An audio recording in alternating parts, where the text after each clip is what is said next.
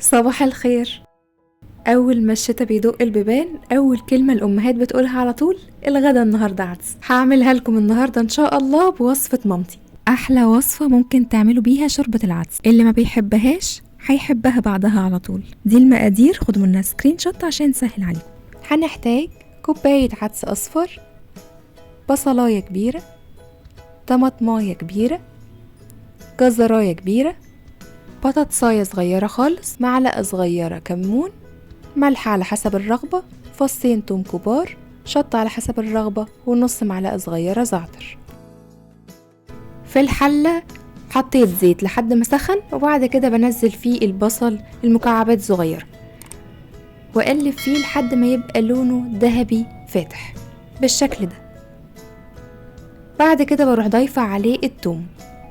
في ناس بتسلق كل حاجة وبعد كده تنزل عليها بالطشة في الآخر خالص، وفي ناس بتعملها بالطريقة دي. الطريقة دي هي نفس الطعم اللي بتاخدوه في الآخر، ويمكن دي أسهل كمان.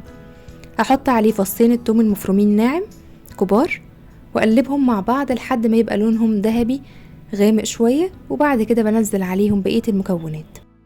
وبعد البصل والثوم ما أخدوا اللون الذهبي الجميل ده، بحط عليهم كوباية عدس أصفر مغسولة كويس ومتصفية، وهضيف عليهم بعد كده البطاطس والجزر والطماطم. كل حاجة هتلاقوها متقطعة مكعبات صغيرة علشان لما اجي اسلقهم مع العدس ما ياخدوش وقت. عايزين في النهاية لما نيجي نضرب كل المكونات بالهاند بلندر يكون كله مستوي مع بعضه وناعم كده وجميل، ما تكونش حاجة مستوية وحاجة لأ. البطاطس بتدي قوام تقيل للعدس شوية، والجزر والطماطم بيدوا لون وطعم أجمل.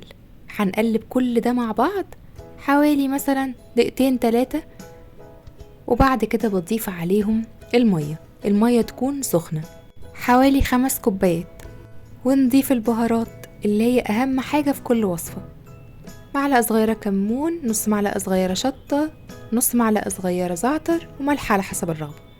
الشطة أنا حطيت نص معلقة صغيرة بتطلعها حراقة حاجة بسيطة، حابين تقللوا تكتروا زي ما انتم حابين.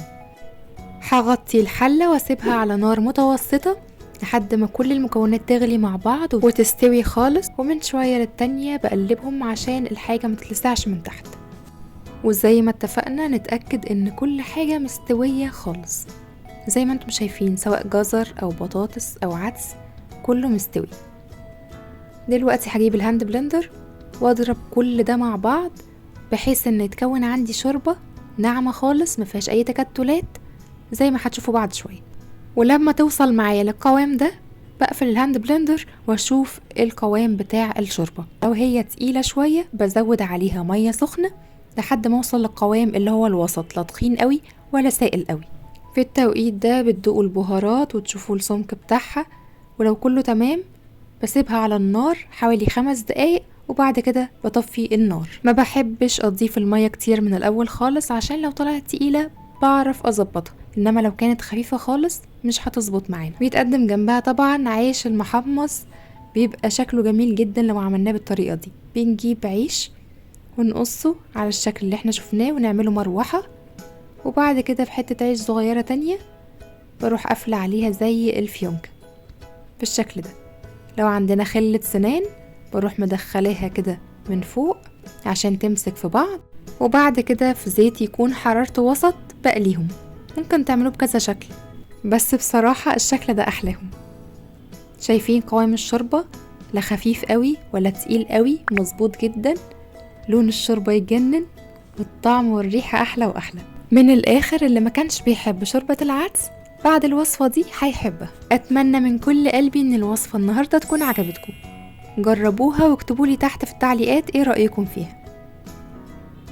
كنت معاكم نسمة الخياط، استنوني فيديو جديد من وصفاتي، وما تنسوش اعملوا سبسكرايب للقناة وفعلوا الجرس عشان يوصل لكم كل جديد، ولايك وشير. باي باي.